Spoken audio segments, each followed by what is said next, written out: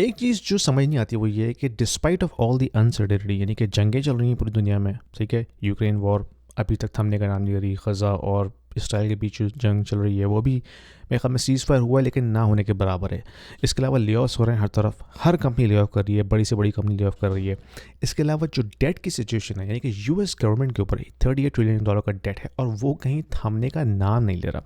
इन तमाम चीज़ों के बावजूद जो इकॉनमी, जिसको हम कहते हैं फाइनेंशियल इकॉनमी, वो तो ऊपर की ऊपर चली जा रही है। यानी कि हम देख रहे हैं कि जो फाइनेंशियल मार्केट्स का हाल है, थोड़ी सी डिप्स आई हैं, लेकिन जैसे ही जो खबर आई यूएस गवर्नमेंट के ओपन होने की, मार्केट ने ऑलरेडी अपनी रैली दिखाना शुरू कर दिया।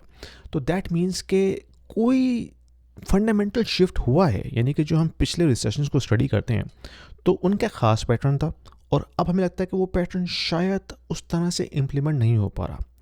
तो क्या वजह है, क्यों इस तरह की सिचुएशन हमें नज़र आ रही है और इसके पीछे क्या फंडामेंटल्स हैं, तो आज इस पे हम थोड़ा सा डीप डाइव करते हैं। अगर हम इकोनॉमिक हिस्ट्री को स्टडी करते हैं तो हमें नज़र आता है कि factories, GDP, labour, debt, growth, ये सारी चीज़ें बहुत मैटर करती हैं इकोनॉमी के अंदर। और ग्रोथ का मतलब है मज़ीद बोरोइंग होना और रिसेशन का मतलब है ले ऑफ होना, कॉन्ट्रैक्शन होना जीडीपी का। लेकिन अभी क्या हो रहा है कि हम एक नई इकॉनमी की तरफ जा रहे हैं जिसको हम कहते हैं डिजिटल इकॉनमी।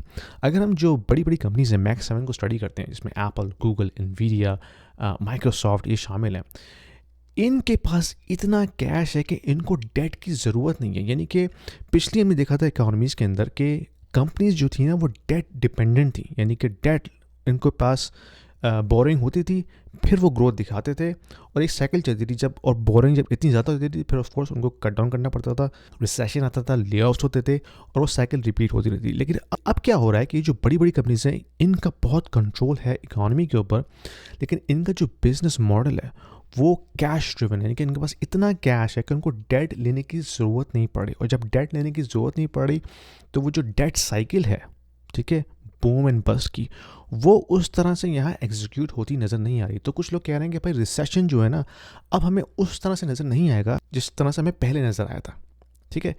और ये जो इकॉनमी है ना, इसको हम कहते हैं डेटा ड्रिवन इकॉनमी या एआई ड्रिवन इकॉनमी, ये चल रही है सॉफ्टवेयर के ऊपर। तो इसके जो लीवर्स हैं वो नहीं है जो पहले थे। यानी कि पहली साइकिल्स में लीवर्स थे interest rate, debt cycle, right, और वो जो है रिसेशन ट्रिगर करते थे। लेकिन क्योंकि ये जो 5, 6 या 7 बड़ी कंपनीज हैं, इनका जो मॉडल थोड़ा सा डिफरेंट है, तो फिर उस मॉडल में रिसेशन को प्रिडिक्ट करना थोड़ा सा मुश्किल हो गया। और अगर आप मेरी वीडियोस को कनाडा से देख रहे हैं तो आपके लिए अच्छी खबर ये है कि आप अगर इस न्यू डिजिटल इकॉनमी में हिस्सा लेना चाहते हैं तो आज ही वीबुल से अपनी इन्वेस्टिंग का आगाज़ कीजिए, क्योंकि वीबुल आपको ऑफर कर रहा है $50 ज्वाइनिंग बोनस। इसके अलावा 2% डिपॉजिट मैच अगर आप आज ही मेरे रेफरल लिंक से अपना जर्नी स्टार्ट करते हैं। तो check it out and let me know what you think about it. अच्छा, एआई जो है वो एक बज़वर्ड तो नहीं है ना, क्योंकि एआई हमने देखा कि पिछले 2-3 साल के अंदर इकोनॉमी को रीशेप करता हुआ चला आ रहा है, ठीक है। हमने हिस्ट्री में देखा है कि जीडीपी जब ऊपर जाता है तो कंपनीज मोर हायरिंग करती हैं, ठीक है। लेकिन अभी क्या हो रहा है कि जीडीपी अगर ऊपर जा भी रहा है तो हायरिंग नहीं बढ़ रही, ठीक है। एक तरफ ले ऑफ्स हो रहा है और दूसरी तरफ हायरिंग फ्रीज हो रही है या बहुत कम हायरिंग हो रही है। वो क्यों? क्योंकि एआई जो है वो प्रोडक्टिविटी बूस्ट दे रहा है, उसकी वजह से जो जॉब्स हैं वो कम हो रही हैं, ठीक है। तो दैट मीन्स एआई जो है वो बहुत बड़ी डिफ्लेशनरी फोर्स है, जिसकी वजह से जो कॉस्ट ऑफ प्रोडक्शन है वो अब आहिस्ता आहिस्ता कम होना शुरू हो जाएगी।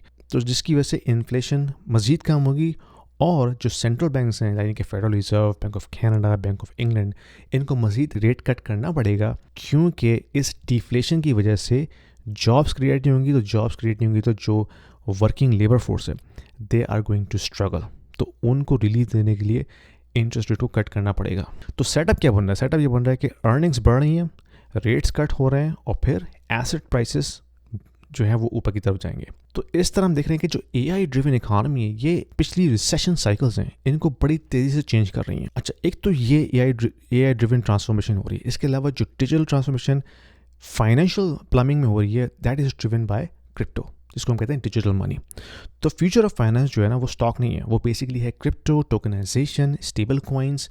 और सबसे आसान तरीका इस डिजिटल इकॉनमी में स्टार्ट लेने का है कि आप अपट्रेड से आज अपने तो जर्नी का आगाज़ कीजिए। वो क्यों? वो इसलिए कि अपट्रेड एक बुटीक ब्रोकेज है, इनके पास ह्यूमन सपोर्ट है, बॉट्स नहीं है, and they give you wide glove service.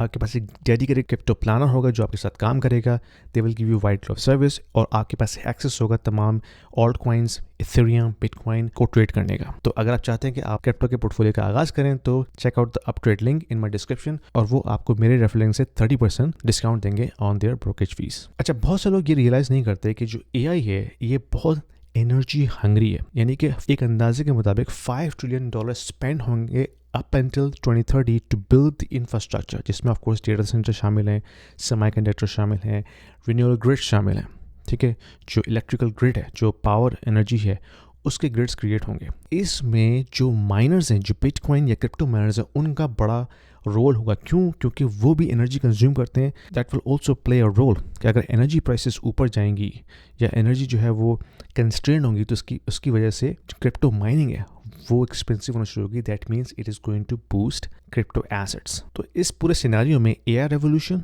Energy transition और क्रिप्टो अडॉप्शन, ये तमाम चीज़ें एक दूसरे से बहुत इंटरकनेक्टेड हैं, जिसको हम कहते हैं डिजिटल इंडस्ट्रियल कॉम्प्लेक्स। ये एक नया एरा है जो शुरू हो रहा है हमारे सामने, and that is going to reshape the entire economy. अच्छा, अगर स्टेबल कॉइन्स की बात करें तो बेसिकली ये digital version of US dollar है। यानी कि क्या हुआ है कि एक कंपनी है जैसे कि टेदर है या सर्कल है, वो इशू करते हैं स्टेबल कॉइन, लेकिन वो स्टेबल कॉइन जो है वो पीछे US डॉलर से बैक होता है। और अभी जो जीनियस एक्ट पास हुआ है ना, उसके मुताबिक जो US गवर्नमेंट है वो इनको पाबंद कर रही है कि तुमने अगर जो स्टेबल कॉइन इशू करना है उसके बदले में तुमने US ट्रेजरीज को बाय करके अपनी बैलेंस शीट पे रखना है। That is creating a demand for US treasuries outside the typical financial system.